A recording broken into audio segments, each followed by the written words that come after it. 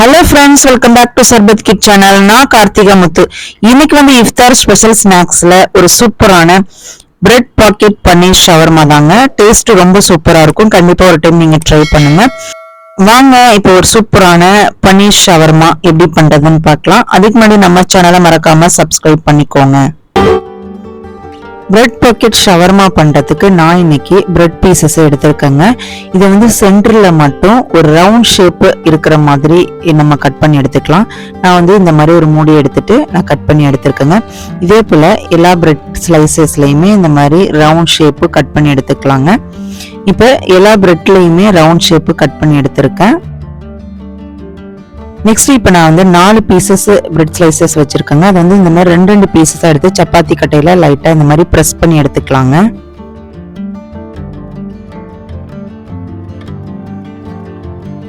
இதே போல ரெண்டு பீசஸா வச்சு மொத்தம் 4 பீஸ் எடுத்து வச்சிருக்கேங்க.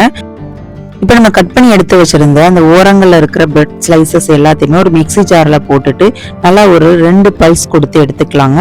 இது பிரெட் கிரம்ஸா நம்ம யூஸ் பண்ணிக்கலாம்.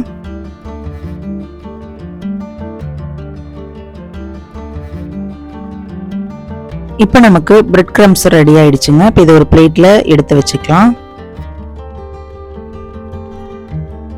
நெக்ஸ்ட் ஒரு மிக்சிங் பவுல் எடுத்துக்கோங்க. அதுல 1 கப் அளவுக்கு மைதா சேர்த்துக்கோங்க. இதுல கொஞ்சம் கொஞ்சமா தண்ணி ஊத்திட்டு நல்ல ஒரு லிக்விட் கன்சிஸ்டன்சிக்கு கொண்டு வந்துருங்க.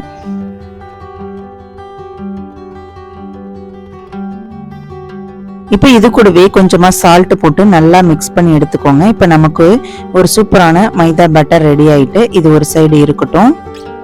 இப்போ ஒரு மிக்சிங் பவுல் எடுத்துக்கோங்க. அதுல வெஜிடபிள்ஸ் எல்லாம் ஆட் பண்ணிக்கலாம். நான் முட்டைக்கோசு, ஆனியன், கேப்சிகம் இது எல்லாத்தையுமே போட்டிருக்கேன். இப்போ இது கூடவே 2 ஸ்பூன் அளவுக்கு மயோனைஸ் சேர்த்துக்கலாங்க. ஸோ இப்போ இது எல்லாத்தையுமே நல்லா மிக்ஸ் பண்ணி எடுத்து வச்சுக்கலாம். இப்போ இந்த ஷவர்மாவுக்கு இந்த வெஜிடபிள்ஸ் மயோனைஸ் ரொம்பவே சூப்பரா இருக்குங்க. இப்போ இது ஒரு சைடு இருக்கட்டும். நெக்ஸ்ட் இன்னொரு சாஸ் ரெடி பண்ணிக்கணுங்க. ஒரு மிக்சிங் பவுல் எடுத்துக்கோங்க. அதுல 1 ஸ்பூன் மயோனைஸ், இன்னொரு ஸ்பூன் டொமேட்டோ கெச்சப் இது எல்லாத்தையுமே நல்லா மிக்ஸ் பண்ணி எடுத்து வச்சுக்கலாங்க.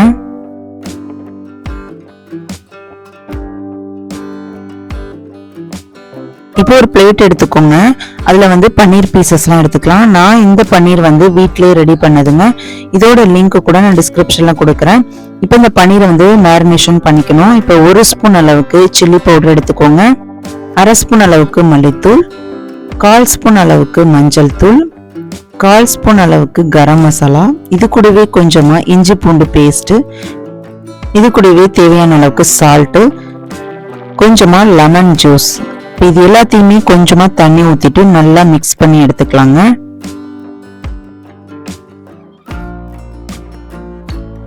இப்போ இந்த மசாலாவை எல்லா பன்னீர்லயுமே நல்லா அப்ளை பண்ணி வச்சிருங்க.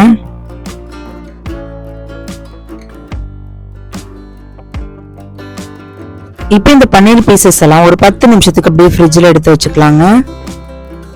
இப்போ நம்ம பிரெட் பாக்கெட் ரெடி பண்ணிக்கலாங்க. நம்ம ரெடி பண்ணி வச்சிருந்த மைதா பேட்டர்ல அந்த பிரெட் கட் பண்ணி வச்சிருக்கோம்ல அதை நல்லா டிப் பண்ணிட்டு இதுக்கு பக்கத்துல வச்சிருக்க பிரெட் கிரம்ஸ்ல வச்சுட்டு நல்லா அது மேல நல்லா கோட் பண்ணி விட்டுறலாங்க.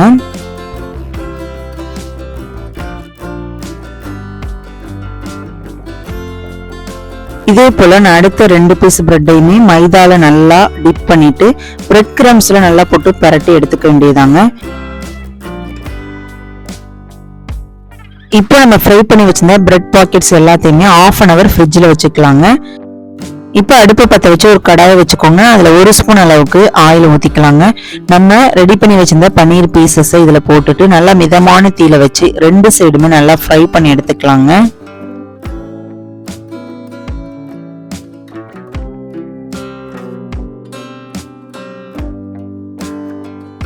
இப்போ 2 சைடுமே பன்னீர் பீசஸ் எல்லாம் நல்லா வெந்துருச்சுங்க. இப்போ இதை ஒரு பிளேட்ல எடுத்து வச்சுக்கலாம்.